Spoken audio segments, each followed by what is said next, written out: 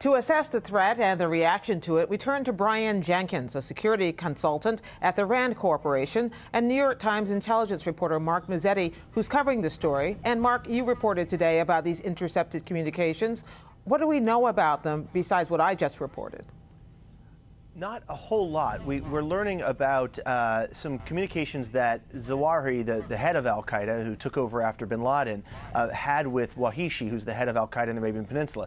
That there was some sort of direct or implicit order to carry out an attack as early as yesterday, Sunday. And that's about the extent of what we know of these communications. It's very interesting, I think, that Zawahiri has this continued ongoing relationship with Wahishi, especially because Zawahiri's been sort of portrayed recently as this out-of-touch person deep in hiding who can't really handle a global terrorist organization. Well, it does at least appear that he does have some degree of influence over al-Qaeda in the Arabian Peninsula, which has been described as the most powerful and deadly affiliate that al-Qaeda has. They made a bit. I want to stay with you for a moment, Mark, because they made a big decision to close all of these embassies and consulates and put out this travel alert. And yet, when your organization and others got wind of this, the White House or the government tried to warn you against reporting it.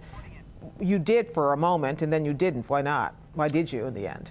As we put in our story today, that there was the story got out in other places. The actual specifics of the communications got out, and we went ahead and reported it. I think there was a feeling, I wasn't involved in these discussions last week, but I think there was a concern about revealing the fact that these specific intercepts had happened, and so that was the government's case to withhold those details. As you said, the closures have been incredibly broad, and I think they indicate that while there may be some specific information about maybe the timing of the attack, is very imprecise about where, and that's why they're really closing embassies and consulates all over the place. So, Brian Jenkins, precisely because of that kind of imprecision, how unusual is it to make such a blanket closure, a blanket alert, as we saw here? Well, it is difficult to think of a precedent for a closure of diplomatic facilities on this scale. There have been some previous closures. Obviously, there was one in 2003 that involved our facilities in Saudi Arabia after a number of terrorist attacks had occurred, and we were expecting a continuing campaign. In 2002, diplomatic facilities were closed in several Southeast Asian countries as a consequence of terrorist threats. But this is the broadest scale closure that I can remember in response to terrorism. This chatter that Mark Mazzetti and others are reporting, how significant and how familiar does that sound to you as the reason for these kinds of closures, and how significant is it that Ayman al-Zawahiri might be involved in it? Well, with regard to it is imprecise, and that forces you. If there were really precise information on this, they would be able to thwart the threat, or they would be able to limit the scope of the disruptive effect that closures like these have.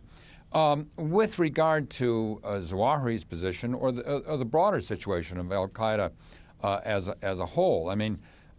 Recently, as recently as 2 years ago, U.S. officials were saying that we were within reach of strategically defeating al-Qaeda, that we had pounded the operational capabilities of al-Qaeda Central, that is the core command led by Zawahiri, so thoroughly that they were incapable of carrying out large-scale strategic operations, although al-Qaeda in the Arabian Peninsula, the group believed to be responsible for this threat, still represented a serious problem.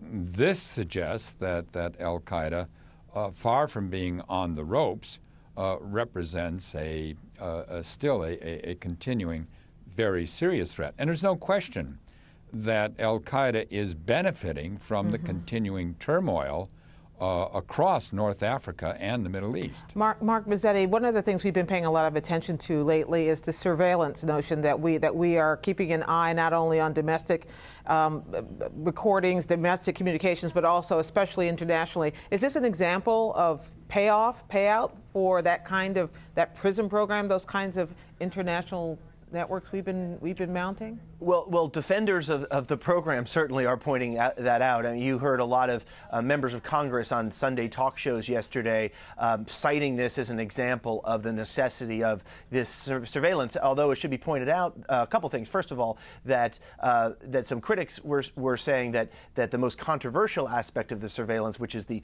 bulk collection of American cell phone or phone records, was not the reason why this chatter may have been intercepted. And secondly, I think it should be pointed out that, after all of these Edward Snowden leaks, you heard some officials talking about how the leaks would do irreparable harm to the NSA's ability to collect information, that terrorists were changing their communication patterns. Well, maybe this information in the last few days indicates that they maybe haven't changed so much, and maybe the NSA isn't as damaged or harmed as some may have led on. Sounds like a story that's just beginning to unfold. Mark Mazzetti of the New York Times, Brian Jenkins of the RAND Corporation, thank you so much. Thank you.